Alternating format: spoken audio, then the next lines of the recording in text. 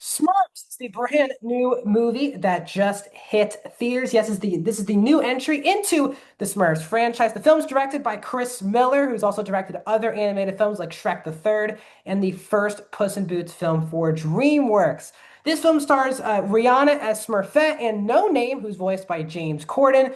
Smurfette is trying to make sure that No Name, who's voiced by James Corden, he's trying to figure out what he's doing. All the Smurfs have their thing that they're very good at. He's a No Name who has no really skill, so he's trying to figure out what that skill is. But one day, he gets some sort of magic abilities, and it brings on Razamel, who's played by J.P. Carliak, who gets and captures Papa Smurf, who's voiced by John Goodman.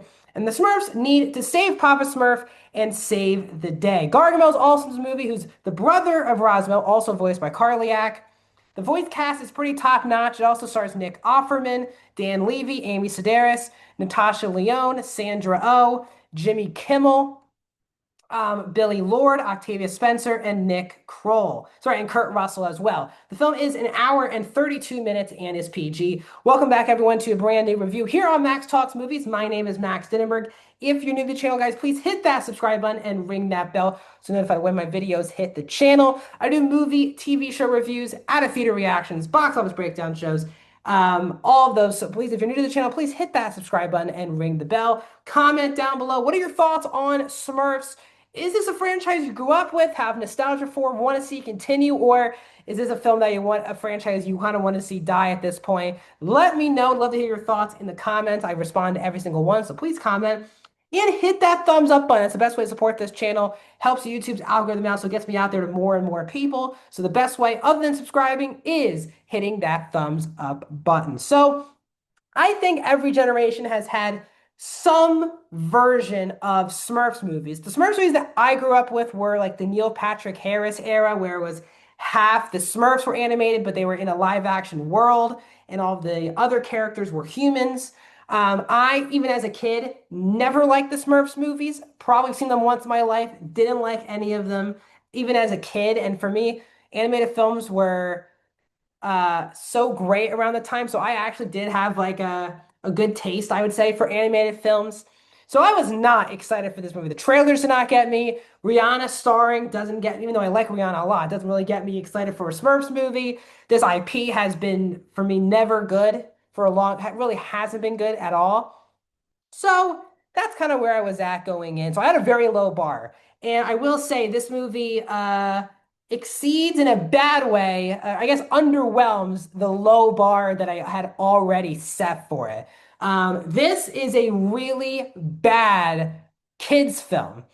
And I think the two words that I used usually don't go together, but I said this in my instant reaction on all my social medias. This movie is very chaotic. There is so much going on. Also, the movie, for as chaotic, frantic as it is, the movie is also extremely boring, where it's just not a fun watch. The movie goes for so many different types of jokes. If it's the usual super childish jokes, if it's there's so many puns, especially used with the word Smurf that get honestly annoying than funny. Um, and usually there are movies like this where I really don't like, and then but I'll be in a full house and the kids seem to have enjoyed it and the family seem to have enjoyed it. So I feel like even if I didn't like it, I could understand why a kid or families would have a good time with a movie, even if I didn't give it a fun grade. Like I did earlier, like Lilo and Stitch, not a movie for me. I thought it was okay at best. I thought it was a very mediocre family film, but I could also see why a lot of people would like that movie. This is the opposite. I was in a complete sold out theater. There were people around me in Smurf with Smurf toys, like children. So I thought this would be like a pumped up screening for Smurfs where I would be in the minority, not liking it, while the kids would have a good time. But I gotta say, my theater was pretty much dead silent throughout the entire runtime, and there were a lot of kids in my screening.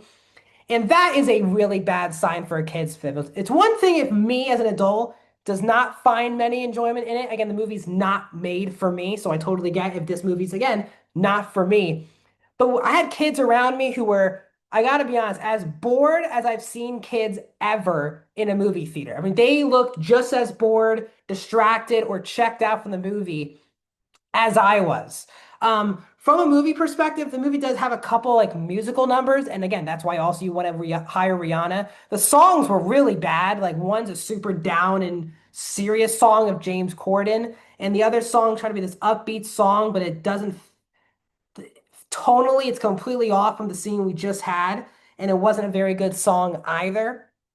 And again, this is a movie that it feels like this franchise has diluted itself so much that the Trolls franchise from DreamWorks is a franchise that very much is kind of a copycat from the Smurfs movies. But those films have a lot more energy, a lot of good music, and a lot more interesting characters in those movies. And now it's funny where Smurfs was the original franchise that kind of inspired Trolls.